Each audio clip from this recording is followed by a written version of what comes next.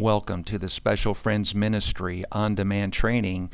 The positive support strategy that we'll look at in this module is the behavior contract.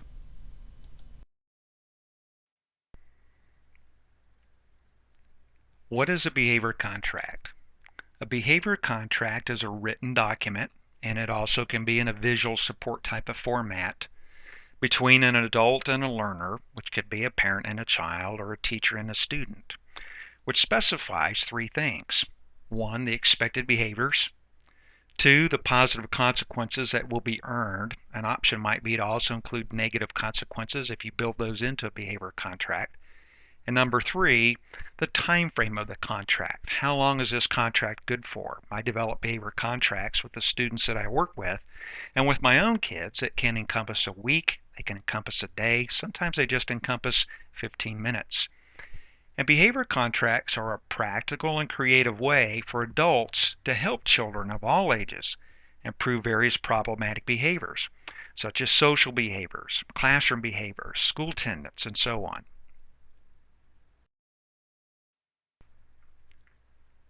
How to develop a behavior contract. Step one, you want to identify the behaviors that need to be increased, and you want to avoid vague definitions.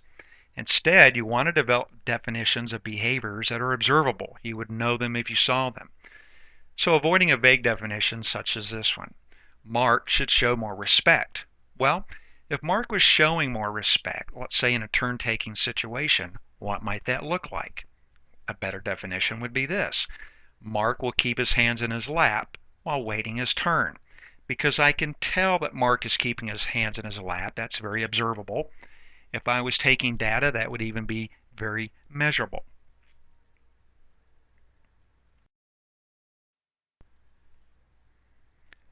How to develop a behavior contract. Step number two. It's best to be prepared with a menu of items that you think that your child or your student might like and that you would be willing to offer. So you want to ask your learner to help you. If it's possible, they can answer the question. You want to ask them to help you to identify several rewards that she or he would like to earn. And the basic rule in choosing rewards or reinforcers in behavioral terms is that they should be motivating, inexpensive, and require a little time. Not a lot of time, but a little time. I'd also say that the more potential rewards that you identify, the better. And my advice on this would be to probably choose someplace between 5 and 7 rewards. Now, it could be 3 and 5 and 4 or 6 or something like that. But typically, the more potential things to choose from in your behavior contract, the more effective that you're going to find it to be.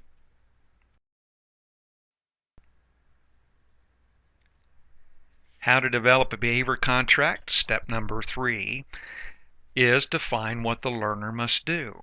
Again, this is a description of what your learner, your child, your student must do in order to obtain the reward.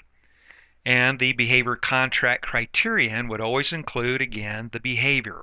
What does that look like? It should be very specific and very observable. It will help your learner to understand more clearly. If you said to your learner, you need to show more respect, well, they might come up with a variety of ideas of what respect might look like. But again, more specifically, if you were to say, while you're waiting your turn, I need you to have your hands in your lap, for a child who might be kind of grabby and aren't inclined to wait their turn, you might say that to wait your turn, you need to have your hands in your lap and have a quiet voice. If you have kids who might yell or something like that, but that behavior is very specific. It's very observable. You'll know it when you see it. And you also want to include any time limits, if there are any. There may be some behaviors that need a time constraint. For example, when we're using a behavior contract to help motivate children to line up, let's say, and we tell them it's time to line up, you need to stand on the blue footprints. Well, we would like to see that happen within about 15 to 30 seconds.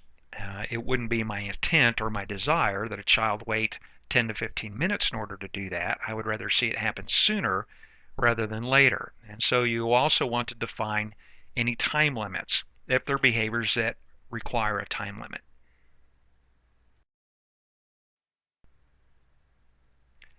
How to develop a behavior contract. Step number 4 is identify a bonus. Now this is an optional step. You can use a bonus to encourage a learner to meet a criterion in the least amount of time. In other words, you use a bonus to encourage a learner to meet the criterion that you identified and shared with him or her in step 3. Sometimes a bonus may not be needed. This is why this part is optional. If you find that it's not working as well as you'd like it to, then perhaps consider adding a bonus. And a bonus would be that if they do the behavior within a specified amount of time, perhaps they earn more minutes towards a particular activity. If it's another reward that they chose, maybe it's a greater amount of that reward. But this particular step is one. Again, I would say initially try not to use it, but if you need to, it certainly is optional to try to motivate the behavior in the time limit that it needs to occur. So it would sound like something like this. If you do X in Y, then you'll get Z. So if you do X, which would be the behavior, in Y, which would be my specified amount of time, then you'll get Z, which would be the bonus.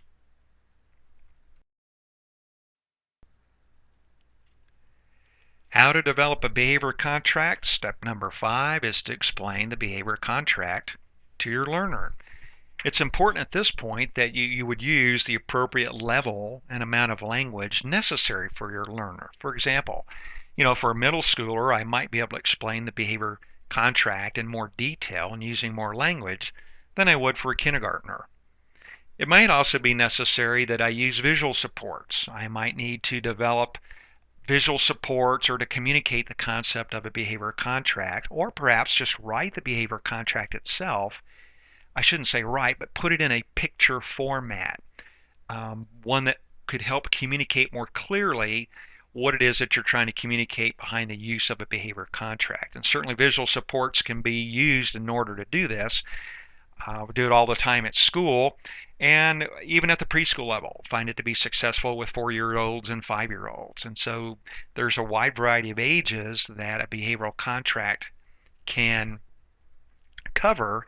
And at the same time, if you need to use visual supports, whether the child is 6 years old or 16 years old, it's still a good tool to use and be communicated in whatever way that you need to in a written format or visual supports.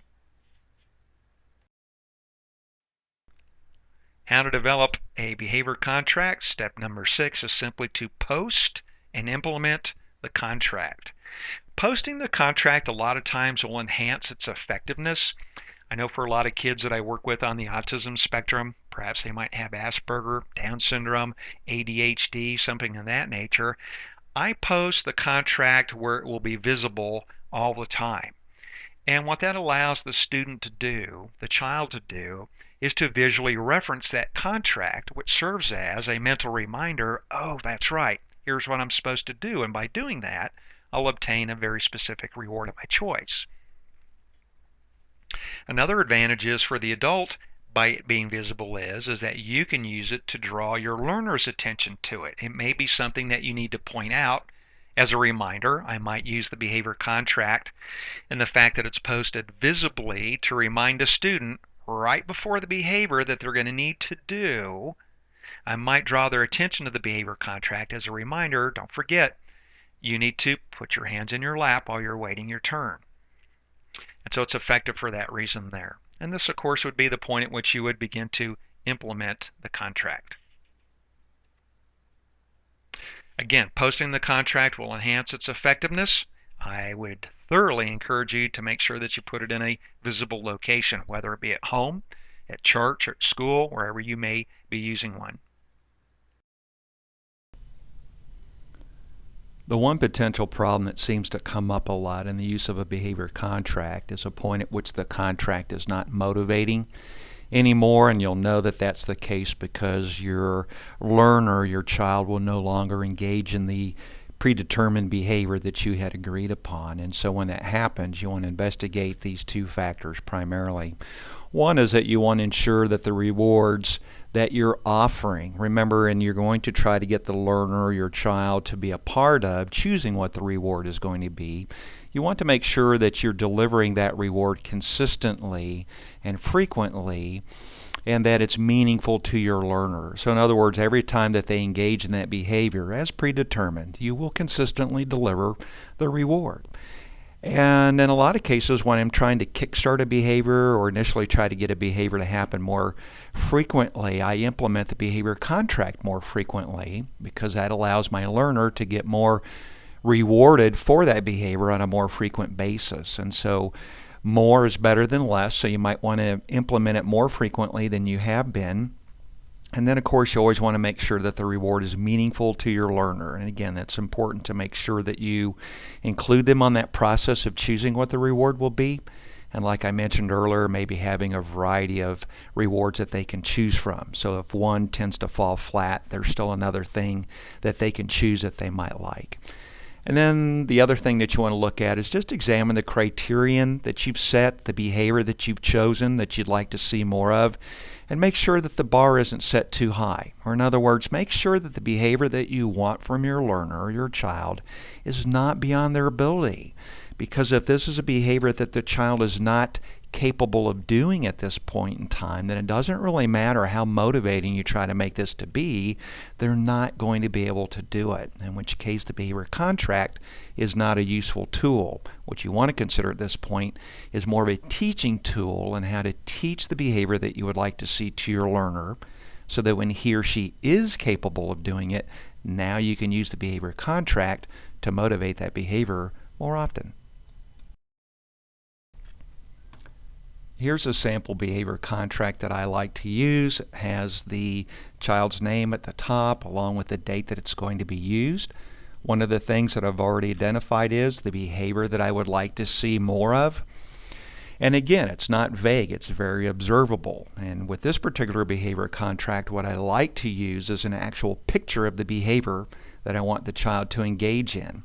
And preferably, if I can get a picture of that specific child doing this specific thing, that's even better. I could use a picture of another learner. I could use an icon or drawing of what it is that I want. I prefer to try to use an actual picture of the actual student engaging the behavior that I would like to see more of. I've already identified with this young girl, Susie, what she would like to have as a reward for doing this behavior of sitting in her chair quietly. She has chosen stickers of hearts, and that's fine by me because I'm looking for the thing that will motivate her to sit in her chair quietly. Notice that there's also a time frame attached to this from 9 o'clock to 9:15. That could be a small group time, it could be a centers time, like reading a book or something like that. Whatever it might be, I put a time frame attached to it. And now I've also taken the time prior to using the behavior contract to explain how this is going to work with the child.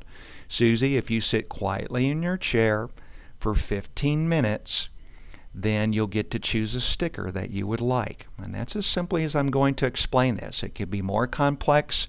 I might try to make it less complex, but I'm going to explain it at a level that I think the learner will understand. And then also let them know that if they accomplish this, if you sit quietly in your chair from 9 to 9:15, or for story time, or for lesson time, whatever it might be that you might want to attach to that time frame to describe the activity, if you do that, then you're going to get to choose a sticker. And then likewise, if you don't do it, then you're not going to get to choose a sticker. And then the last step is simply I'm going to use this behavior contract to remind the child right before that activity of what our behavior contract is and what will happen and what will not happen based on whether you choose to sit quietly or not. And then of course, as the adult, I'm going to follow through and either provide the sticker that the child gets to choose for having sat quietly or not, depending on what happens. And in a nutshell, that's an example of a behavior contract.